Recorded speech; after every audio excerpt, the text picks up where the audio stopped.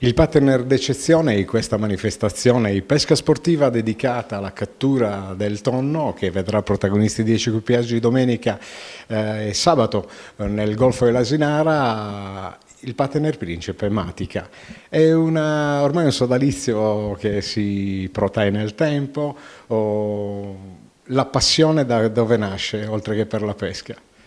Ma la passione è sempre quella di sviluppare l'apporto della nostra azienda verso il sociale, quindi abbiamo ripetuto questa bella esperienza già fatta l'anno scorso, così come lo facciamo in tanti altri settori del campo sportivo, sia sul territorio locale che sul territorio nazionale. Appoggiando tutte quelle che sono possibilità di svago e ricreazione, oltre all'aspetto lavorativo che in qualche modo ci gratifica e vogliamo reinvestire parte di quello che arriva dal nostro lavoro nel sociale, permettendo ad altre persone, in questo caso a due nostri collaboratori, la possibilità di sviluppare il loro interesse oltre l'ambito lavorativo. Due vostri dipendenti che si approcciano a questa gara. C'è una classifica interna, a meno che non siano nello stesso equipaggio, oppure c'è qualcosa in più che fa muovere il vostro mondo, giusto per rifarmi a qualcosa che vi è familiare? Ma diciamo che il maestro principe è Domenico, che ha portato la sua esperienza di decenni di questo settore a due nostri collaboratori.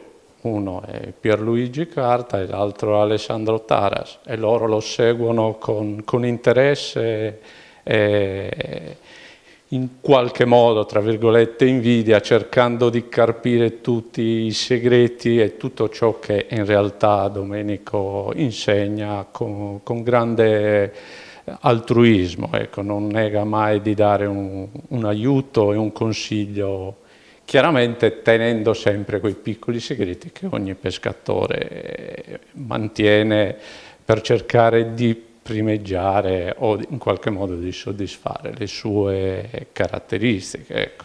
E una cosa che ci piace sottolineare è il fatto che poi alla fine tutto, anche il territorio, si parla chiaramente di una zona incredibilmente vasta, no? Ma il Golfo dell'Asinara è ricco già di per sé della fortuna di godere del serbatoio naturale che è il parco proprio, vero e proprio dell'Asinara, potrebbe portare a fasti antichi, perché insomma non dimentichiamoci che Stintino viveva di una sua tonnara e quant'altro. Questi saperi antichi vengono tramandati e giustamente Domenico, che peraltro abbiamo già sentito poc'anzi, conserverà dei segreti, ma riusciremo a capire qualcosa di più di come per esempio va fatto il brumeggio in una determinata zona piuttosto che non in un'altra, perché secondo me con tutti questi rinvii qualcuno ha già provveduto ad organizzarsi le zone di pesca. Ma sicuramente queste sono quelle nozioni e informazioni che vengono ottenute gelosamente nel bagaglio tecnico di ogni pescatore.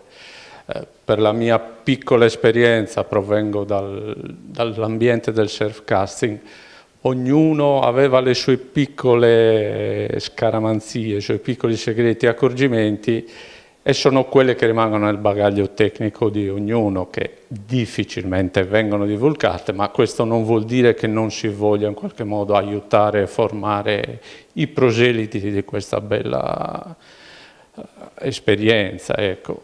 Però tutto quanto sicuramente non verrà mai detto.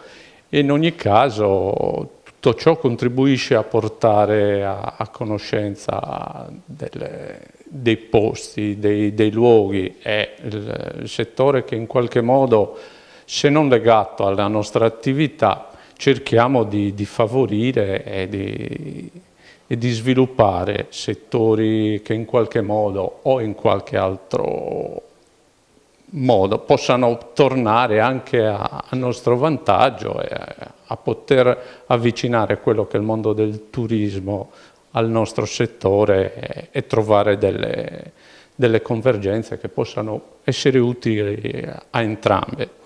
Perfetto, quindi ribadiamo, secondo Trofeo Matica, 6-7 luglio si parte e si arriva a Porto Torres, 2 giornate di gara. Grazie a Matica per aver sposato questa idea e naturalmente vinca l'equipaggio migliore. Certo che sarà una bella lotta. Questo sicuramente, noi speriamo nei nostri colori e poi vediamo chi l'avrà vinta.